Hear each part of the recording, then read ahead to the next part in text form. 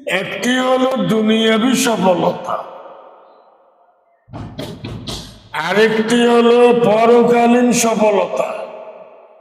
আপনারা অবশ্যই বড় যারা তারা নাম শুনেছেন, ছোটরা এখন শুনে না।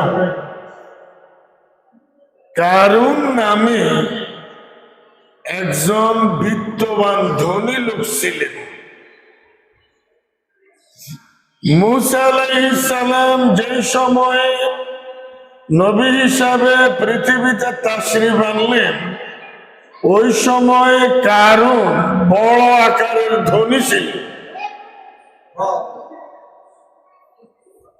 একদিন বিকেল বেলায়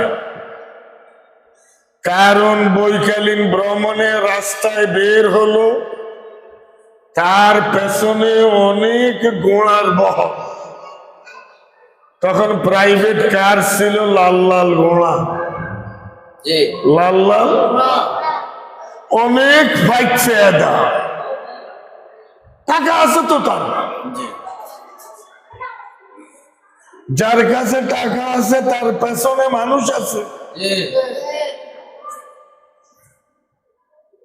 তো রাস্তার পাশে 5 জন শ্রমিক খেতে কাজ করছে, আর রাস্তা দিয়ে কারুনের বিশাল বহর যাচ্ছে। ওই 5 জন শ্রমিকের 4 জন শ্রমিক কাজ বন্ধ করে কারুনের কি যে প্রভাব,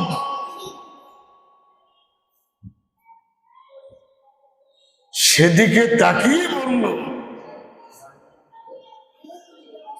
ইয়া লাইতানি মিসলা মা উতিয়া কারুন। হায় আল্লাহ কারুনকে যে পরিমাণ ধন দৌলত দিয়েছেন, আমাকেও যদি আল্লাহ সেরকম দিতেন। ইন্নাহু লাযু হাজ্জিন আযীম। কারুন তো জীবনে সফল। 4 জন শ্রমিক কারুনের ব্যাপারে মূল্যায়ন করলো, কারুন সাকসেসফুল ইন লাইফ, দুনিয়াতে সফল।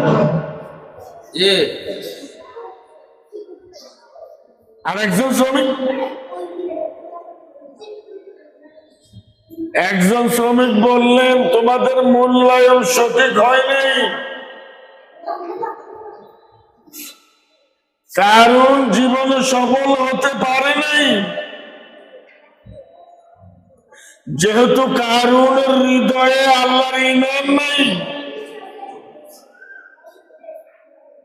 কারুন কোটি কোটি টাকার মালিক হতে পারে। এই তোমরা কথা বলো না।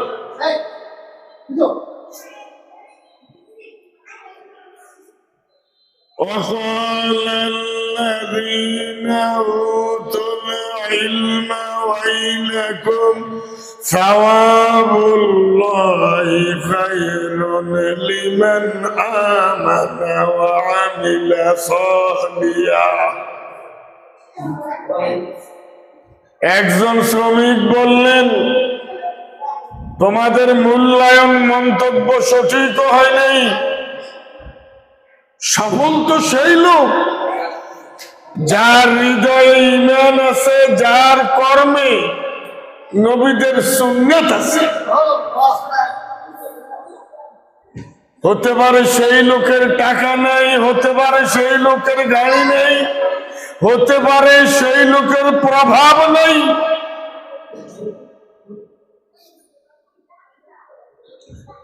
কারণ দুনিয়ার দৃষ্টিতে সফল, কোরআনের দৃষ্টিতে কারুন ব্যর্থ।